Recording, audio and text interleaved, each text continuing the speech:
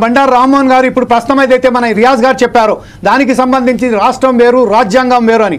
అయితే అర్బన్ ప్రశ్నించేవాడు మొత్తం ఎవరైతే ప్రశ్నిస్తారో వారందరూ అర్బన్ నక్సలైట్ అవుతారా ఒక విధంగా బెదిరించే ధోరణిలో మోదీ గారు మాట్లాడాలని చెప్తున్నారు. ఈ విషయంపై ఇంకొక చిన్న విషయం ఏంటంటే గతంలో కాంగ్రెస్ పార్టీకి సంబంధించిన ఒక కార్యాలయం ఎప్పుడైతే ఓపెనింగ్ సెరమనీలో మాట్లాడుతూ అంటే ఒక నాలుకకు సంబంధించిన ఒక మాట మాట్లాడారు అని మనం ఖచ్చితంగా చెప్పగలుగుతున్నాం. కాకపోతే ఒక తిప్పిని ఉందా చూపెట్టండి అని ఒక ఛాలెంజ్ చేస్తున్నారు. ఈ విషయంపై మీ దగ్గర ఉన్న సమాచారం ఏంటి, మీరు దీన్ని ఎట్లా విశ్లేషిస్తారండి? సుధాకర్ శర్మ గారికి మన మిత్రులందరికీ నమస్కారం. రియాజ్ గారితో ఏకీపిస్తున్నాం. ఇండియన్ స్టేట్ అంటే రాజ్యమే. నక్సలైట్ల భాష రాజ్యంతో పోరాడుతున్నాం అంటారు కదా, నష్టమే ఉన్నది. రాజ్యం తప్పు చేస్తే పోరాడాల్సిందే. ఒక ఉదాహరణ గుర్తు చేస్తాను నేను. సరిగ్గా నా జీవితంలో కూడా ఇందిరాగే ఇండియా 1975 కన్నా ముందు, ఎమర్జెన్సీ కన్నా ముందు బారు అని అప్పుడు అధ్యక్షుడు ఉండేవాడు, కాంగ్రెస్ పార్టీ జాతీయ అధ్యక్షుడు. అంటే నా మొట్టమొదటి వ్యాసం సరిగ్గా 50 ఏళ్ళు అవుతుంది జర్నలిజం ప్రవేశించి. మొట్టమొదటి వ్యాసం దానికి వ్యతిరేకంగా రాసిన. ఇండియా శాశ్వతం ఉంటుంది, ఇందిరాగాంధీ శాశ్వతం కాదు, ఇందిరాబాయి ఇంకోరు రావచ్చు, కానీ ఇండియా ఇండియా కాదని.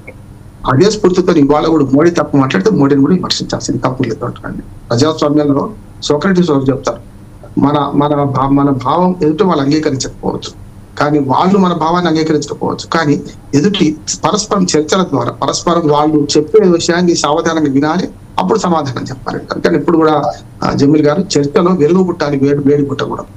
నిజంగా నిన్న జరిగింది ఏంటంటే, నిన్న అనుకోకుండా కాకతాళీయంగా వచ్చిన అవకాశాన్ని నా ఉద్దేశం ప్రకారం ఒక రకంగా దుర్వినియోగం చేసిన మోడీ గారు అంటున్నాడు. ఎట్లా అంటే చెప్పండి, నిన్న అనుకోకుండా రాష్ట్రపతి మనకు ప్రసంగానికి ధన్యవాదాలు తెలిపే తీర్మానం. ప్రచార సమాప్తి మొన్ననే అయిపోయింది. ఇది ఢిల్లీలో ఎన్నికల ప్రచార సమితి మొన్న సాయంత్రానికి అయిపోయింది.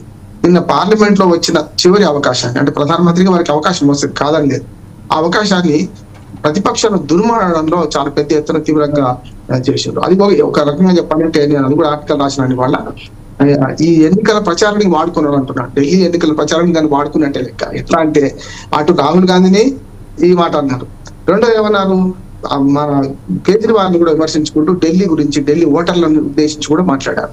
పార్లమెంట్ సాక్షిగా అది సరైనది కాదు, ఆ స్థాయికి సరైనది కాదు. ఎందుకంటే అవకాశం వచ్చింది కనుక రాష్ట్రపతి తీర్మానం లేవు, రాష్ట్రపతి ప్రసంగంలో ఏముందో దాని గురించి మాట్లాడుకుంటూ పోతే సరిపోతుంది.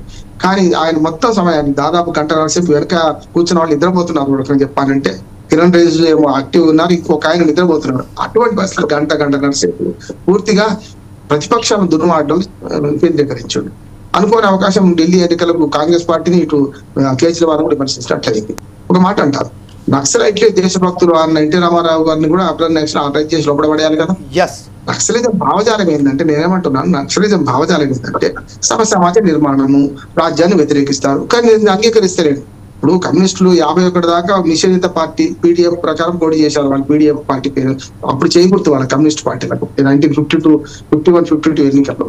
అట్లా చూసుకుంటే ఇవాళ అడవుల పాలై నిజంగా పేదల కోసం పోరాడుతున్న వాళ్ళేమో బలవుతున్నారు, ఎన్కౌంటర్లు అవుతున్నాయి. ఇప్పుడు చూశారు కదా, ఈ సంవత్సరంలో 100 మంది ఎన్కౌంటర్లు చచ్చిపోయారు. పోయిన సంవత్సరం చూసుకుంటే అంటే 12 మంది, 16 మంది, 20 మంది.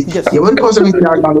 నిజంగా చెప్పాలంటే వాళ్ళ సమాజం కోసం వాళ్ళ భార్య బిడ్డలను తల్లిదండ్రులు విడిచిపెట్టి చేస్తుంటే ఎక్కడైతే హితవు చెప్తున్నారు, అంటే అర్బన్ నక్సలైట్ అన్న పదం ఎట్లవుతుందంటే ఎవరైతే వాళ్ళని ప్రేరేపిస్తున్నారో, వాళ్ళు ఎవరు రచనల ద్వారా వాళ్ళని చేస్తున్నారు, వాళ్ళందరూ కూడా ఇక్కడ హైదరాబాద్ లో కూర్చొని లేకుంటే ఢిల్లీలో కూర్చొని మాట్లాడుతున్నారు అంటున్నాడు. అందుకని అర్బన్ నక్సలైట్ అన్న భావం వచ్చింది.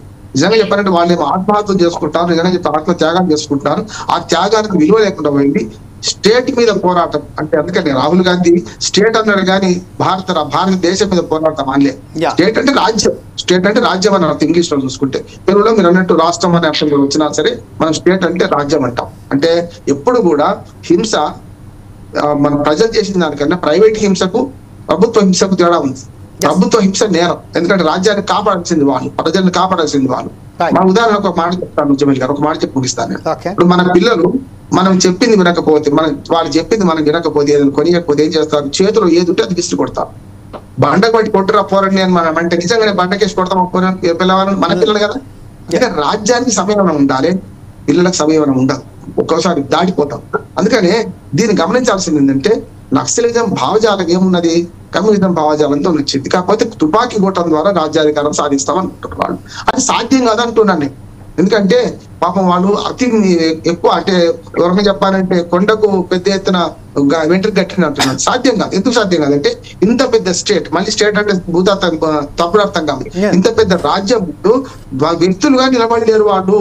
ఛత్తీస్గఢ్ కావచ్చు, అంబుడ్మజ్ కావచ్చు, అక్కడ కొద్ది రోజులు మాత్రం నిలబడగలుగుతారు, ప్రభుత్వాన్ని ఏర్పాటు చేయగలుగుతారు, వాళ్ళదైన ప్రభుత్వాన్ని నడపగలుగుతారు.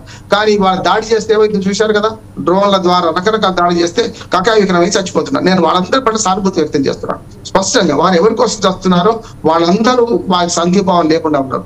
ఆర్థికంగా ఇప్పుడే తీవ్రవాదానికి కారణం ఒక మాట చెప్పి ముగిస్తాను. బిల్ క్లింటన్ అంటాడు తీవ్రవాదానికి 2 కారణాలు. ఒకటి పేదరికము, రెండోది మత తీవ్రవాదం. మామూలు తీవ్రవాదానికి కూడా మత తీవ్రవాదానికి కూడా పేదరికం కారణం అవుతుంది. ఎక్కడైతే పేదరికం ఉందో అక్కడ తీవ్రవాదం ఉన్నది. కనుక పేదరికాన్ని దూరం చేసి మౌలిక వసతులు కల్పించి వాళ్ళని జనజీవన ప్రవంతిలో తీసుకొచ్చే ప్రయత్నం చేయాలి, అది కరెక్ట్. కానీ ఇట్లా చంపుకుంటూ పోతే ఎంతమందిని చంపుకుంటూ పోతారు అనే మాట నేను ఎప్పుడు కన్నాభిరాంతో కలిసి నిజామాబాద్ లో తిరుగుతుంటే ఒక ముసలాయన అన్నాడు, 5 చనిపోయిన ఎన్కౌంటర్ లో మేము వెళ్ళాం. ఒక ముసలాయన నిరక్షరాస్తుడు అన్నాడు, సార్ ఇట్లా చంపుకుంటూ పోతే ఎంతమంది చంపుకుంటూ పోతారు సార్, కోర్టులు లేవా అన్నాడు. నిజంగానే కదా, ఆ అమాయకుడు నిరక్షరాస్తుడు అని ప్రశ్నకు ఇప్పటికే అది కాంగ్రెస్ కావచ్చు, బీజేపీ కావచ్చు, నా ఉద్దేశం ప్రకారం 2 పార్టీలు 2 ఉండే. కాంగ్రెస్ హయాంలో ఎన్కౌంటర్ జరగలేదా, బీజేపీ హయాంలో జరుగుతలేవా అంటే ఎవరైనా కేంద్ర ప్రభుత్వం ఎవరు అధికారంలో ఉన్నా, రాష్ట్ర ప్రభుత్వం ఎవరు అధికారంలో ఉన్నా రాజ్యం నిర్వహించే తీరు, రాజ్యం చేస్తున్న ప్రవర్తించే తీరు ఒకే విధంగా ఉన్నది. దీనికి పరిష్కారం ఒక్కటే జమీల్ గారు. ఇప్పుడు రాహుల్ గాంధీ అన్నాడా ఇంకెవరైనా సమస్య కాదు, మంచి చర్చ వచ్చింది. ఈ చర్చలో నా విజ్ఞప్తి ఏంటంటే ఇవాళ పార్టీలకు అతీతంగా మనందరూ ఆలోచన చేయాలి.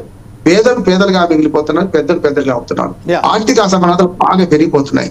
ఈ స్థితిలో ఆర్థిక అసమానతలు తగ్గించే క్రమం చేద్దామా, లేకపోతే ఇట్లా చంపుకుంటూ పోదామని ఆలోచించాల్సిన బాధ్యత అన్ని రాజకీయ పార్టీల మీద ఉందని నేను అంటున్నాను. ఒక్క కమ్యూనిస్ట్ పార్టీలు కాదు, అన్ని రాజకీయ పార్టీల మీద ఉన్నది. సమాజ నిర్మాణానికి, ఆర్థిక అసమానత నిర్మూలనకు ప్రజలు కృషి చేస్తుంటే ఇప్పటికి కూడా తెల్ల రేషన్ కార్డులు ఎందుకు వెళ్ళిపోతున్నాయి? ఇప్పటికి కూడా ఇవాళ ఒక్కొక్క ఊళ్ళో మనకు తెల్ల రేషన్ కార్డు ఇస్తా అంటే 1000 మంది ఎందుకు ఎగబడుతున్నారు అంటే సమస్య పరిష్కారం కాదే. పేదరిక నిర్మూలన మాత్రమే నక్సలిజాన్ని నిర్మూలిస్తుంది. ఇది అర్థం చేసుకోకుంటే మనుషులు చంపుకుంటూ పోతే రాహుల్ గాంధీ మాట్లాడే తప్పే, మోడీ మాట్లాడే తప్పే. రైట్ సార్, ఇదే విషయంపై అమర్నాథ్ బీజేపీ నాయకులైనటువంటి అమర్నాథ్ గారు ఉన్నారు. అమర్నాథ్ గారు, ఇప్పుడు మీరు